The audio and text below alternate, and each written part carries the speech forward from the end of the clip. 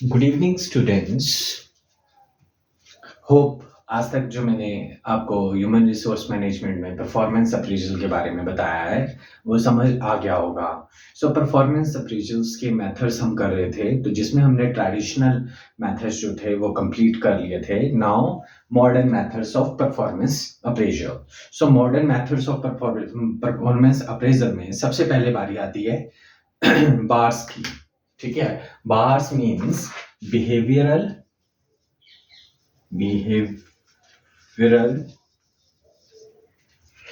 anchored rating scale. ठीक है, इसको शॉर्ट में हम बोल देते हैं बार्स। राइट। मॉडर्न मेथड है, नाम से सजेस्ट हो रहा है कि बिहेवियरल एंकर्ड रेटिंग स्केल। ठीक है, बार्स मेथड। ठीक है, बार्स मेथड्स बेसिकली क्या है, बोलता है वर्स्ट फीचर जो भी थे आपके ग्राफिकल रेटिंग के, है ना। हमने स्टडी किया था ट्रेडिशनल मेथड्स में, जो भी वर्स्ट फीचर थे उसको सुधारने के लिए ये जो है बिहेवियरल एंकर्ड रेटिंग स्केल आया। ठीक है, नाउ इसमें क्या है, ये जो मेथड था ये जो स्पेसिफिक था पर्टिकुलर किसी जॉब रोल को के बिहेवियर पैटर्न को लेकर था। ठीक है, देन क्वांटिटेटिव मॉडिफिकेशन थी किसकी, critical incident method. Critical incident method हमने किया था कि जिसमें हमने क्रिटिकल इंसिडेंट जो पर्टिकुलर जॉब रोल के लिए जरूरी हैं, जो चीजें जरूरी हैं उनको लेकर था। तो उसमें क्या था कि पर्टिकुलर क्रिटिकल जो एक पर्टिकुलर जॉब रोल के जो चीजों की रिक्वायरमेंट होती है, जिस तरह के behaviour, attitude, personality and other things की रिक्वायरमेंट होती है, तो उन चीजों को लेकर था। बट बिहेवियर एंकर रेटिंग में क्या किया, इसको क्वांटिफाई कर दिया, जो भी आपका जो था क्रिटिकल इंसिडेंट मेथड्स की जो मॉडिफिकेशन थी उसमें आ गया ये। इसने क्वांटिटेटिव अप्रोच ली, इसमें ना क्लस्टर कर दिया, किसको 5 to 10 बिहेवियर पैटर्न को क्लस्टर करके पूछा जाने लगा इसमें परफॉर्मेंस ऑब्जर्वेशन के दौरान। इसमें बेसिकली दो तरह के स्केल थे, बिहेवियरल ऑब्जर्वेशन स्केल, है ना, जिस ठीक है, और दूसरा था बिहेवियरल डिस्क्रिमिनेशन स्केल। ठीक है, दो तरह के स्केल थे इसमें, बिहेवियरल ऑब्जर्वेशन स्केल जिसको हमने बोल दिया BOS। ठीक है, एंड बिहेवियरल डिस्क्रिमिनेशन स्केल, ठीक है, जिसको हमने बोला BDS बोल दिया। अब इसमें क्या था, लेवल ऑफ परफॉर्मेंस जो थी वो कैसे क्या चीज चेक कर की जाने लगी। डिस्क्रिमिनेशन स्केल्स की बात करेंगे पहले हम। इसमें लेवल ऑफ परफॉर्मेंस चेक किया जाने लगा, then the satisfactoriness of the exhibiting the behavior। कितने लेवल का जो बिहेवियर है वो उसकी क्या सेटिस्फेक्शन लेवल है, परफॉर्मेंस का लेवल क्या है, सेटिस्फेक्शन का लेवल क्या है, and opportunity to exhibit behaviour. ठीक है, ये तीन डायमेंशन जो थे वो बिहेवियरल डिस्क्रिमिनेशन स्केल्स में देखे जाने लगे। वेयर एज ऑब्जर्वेशन स्केल में आप पर्टिकुलरली जो जॉब रोल था उसके जो स्पेसिफिक रिक्वायरमेंट थी उसको ऑब्जर्व करके उसकी स्केलिंग रेटिंग की गई।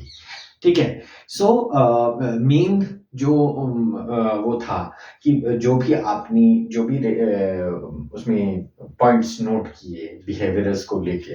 ठीक है, मेन इसकी एडवांटेजेस यही थी कि ये क्या था कि जो भी पर्सन सुपरवाइजर और HR टीम का मेंबर्स जो भी इसको फ्रेम करता था, ठीक है, बार्स को बनाता था। ठीक है, बार्स मेथड के लिए जो भी रिक्वायरमेंट होती थी, जो पर्सन बनाता था उसको फुल नॉलेज हो जाती थी उस पर्टिकुलर जॉब रोल की। ठीक है, जो स्किल डेवलप करता था वही उसके बारे में उसको डीप नॉलेज थी। ठीक है, दूसरा इसमें जिसकी वजह से चांसेस ऑफ एरर जो थे वो बहुत ही ज्यादा कम थे। ठीक है, और बिहेवियरल एस्पेक्ट्स को लेके जो एक पर्टिकुलर जॉब रोल को चाहिए specific to particular job role था, तो ये सबसे बड़ा इसका फायदा था। बट व्हेयरएज इसके जो ड्रॉबैक्स रहे हैं वो था कि ये बहुत टाइम कंज्यूमिंग कॉस्टली मेथड था, बिकॉज ना पूरा वर्क करना पड़ता था कि कौन कौन से बिहेवियरल एक्सपेक्ट जो हैं, ऑब्जर्वेशनल एक्सपेक्ट कौन से हैं और डिस्क्रिमिनेटरी एक्सपेक्ट कौन से हैं पर्टिकुलर जॉब रोल के लिए। तो ये अपने आप में कॉस्टली और टाइम कंज्यूमर था। और सम टाइम क्या होता था कि सुपरवाइजर जो थे किसी फैक्टर्स को ओवर, किस बिहेवियरल फैक्टर को ओवर एम्फेसाइज कर देते थे। ठीक है, सो ये था behavioural anchored rating scale method. ठीक है, परफॉर्मेंस अप्रेजल का। सेकंड जो आया वो आया management by objective. Management by objective.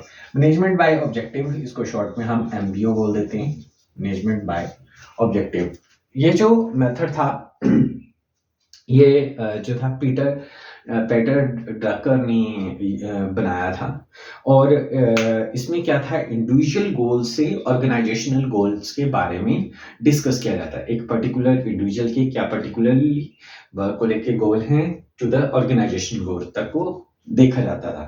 सो ये जो था बेस्ड था, ठीक है, अंडरपिनिंग एक पर्टिकुलर फिलॉसफी और पर्टिकुलर मॉडल्स को लेके था।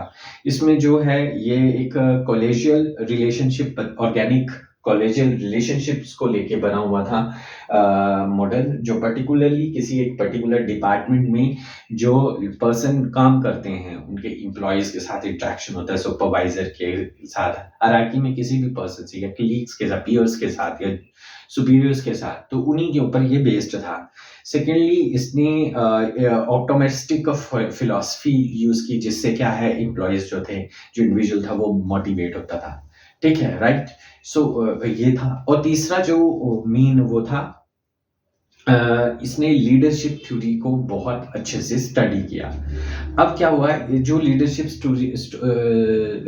थ्योरीज इसने स्टडी की वो थी अथॉरिटेरियन लीडरशिप से डेमोक्रेटिक लीडरशिप स्टाइल की इसने बात की। जैसे we know that there are 3 type of leadership style, मगर इसने अथॉरिटेरियन से लेके डेमोक्रेटिक लीडरशिप स्टाइल्स के बारे में। सिंस ये क्या था, ऑब्जेक्टिविटी के ऊपर बेस्ड था, तो कहीं ना कहीं क्या था, ये जो मॉडल था इसने ये बिहेवियर पैटर्न को चेंज करने के लिए भी यूज होने लगा। लाइक जो अथॉरिटेरियन लीडरशिप स्टाइल था उसे डेमोक्रेटिव कैसे बनाया जाए, या पर्टिकुलर कैसे लीडरशिप क्वालिटीज डेवलप की जाए। ठीक है। और दूसरी मेन इंपॉर्टेंट बात थी कि इसमें फीडबैक अप्रोच जो थी वो बहुत ही बढ़िया तरीके से फीडबैक मिलता रहा। ठीक है। अब ये क्या था, बेसिकली इसकी जो सबसे बड़ी ड्रॉबैक रही इस मेथड की वो थी कि ये गोल पे ज्यादा फोकस कर रहा था। मैनेजमेंट बाय ऑब्जेक्टिव नाम से पता चल रहा है, तो ये इंडिविजुअल गोल्स और ऑर्गेनाइजेशन की गोल्स के ऊपर ज्यादा फोकस किया इसने, बिहेवियरल फोकस कुछ भी नहीं किया। एंड इंडिविजुअल के यूनिक पैटर्न को भी स्टडी किया, है ना, बट इसने जो है अदर पार्ट्स को स्टडी बिल्कुल भी नहीं किया। सो ये था about the MBO, management by objective. Now assessment centres, third है असेसमेंट सेंटर्स।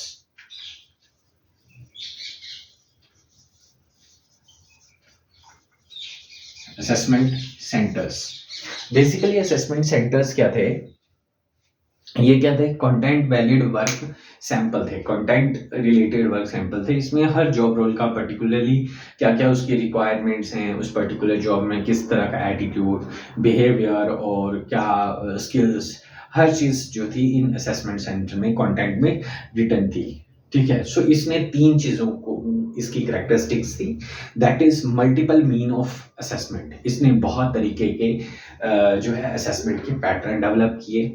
मल्टीपल एसेसिस, मतलब जिनकी असेसमेंट करनी है वो बहुत सारे, मे बी हो सकता है कि 10 to 12 का जो है इन्होंने ग्रुप लेके चले ये। ठीक है, तो मल्टीपल असेसिस हो गए और मल्टीपल असेसर्स। सो असेसर जिन्होंने असेसमेंट करनी थी तो वो कैन बी उनके जो भी इंटरनल स्टेक होल्डर्स में से, लाइक उसका पीयर्स हो सकते हैं, उसके सबऑर्डिनेट्स, उसके seniors like supervisors, managers, different department से, जो कि वो डायरेक्टली उनके कांटेक्ट में हैं।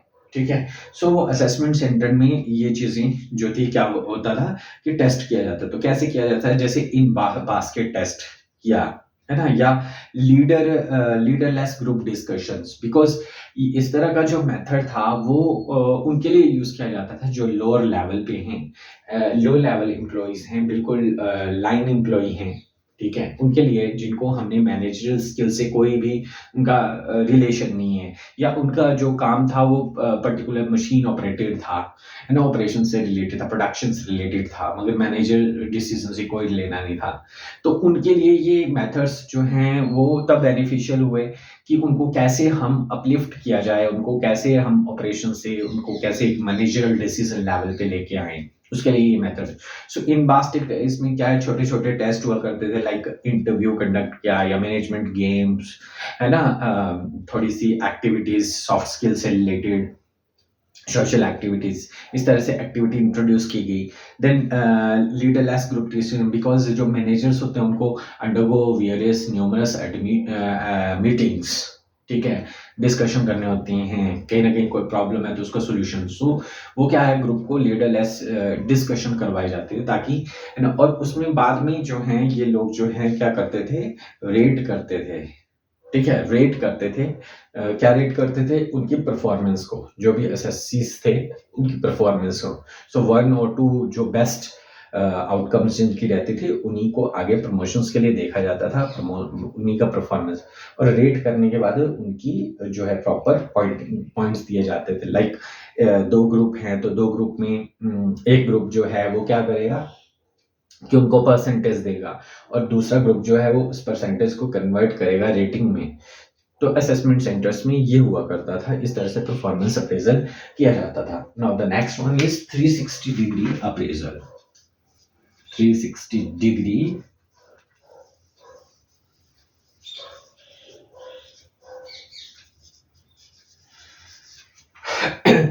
थ्री सिक्सटी डिग्री अप्रेजल की बात करें तो 360 डिग्री ये बेसिकली एंगल है ना, 360 डिग्री मतलब एक सर्कल का एंगल होता है, मतलब हर डायरेक्शन से अप्रेजल, ठीक है, हर डायरेक्शन से अप्रेजल मींस क्या हुआ कि इसमें जो भी इंटरनल स्टेक होल्डर्स थे, ठीक है, लाइक आपके सुपीरियर्स, आपके मैनेजर्स, मैंने हायर मैनेजमेंट लेवल, आपके सुपरवाइजर्स, आपके पियर्स, है ना, आपके कलीग्स, जिससे आप डायरेक्टली और इनडायरेक्टली रिलेटेड थे, ठीक है, सो उन सभी से आइडिया लिया जाता है, आपकी बिहेवियर पैटर्न, आपके जो काम करने का तरीका है उसके बारे में लिया जाता है।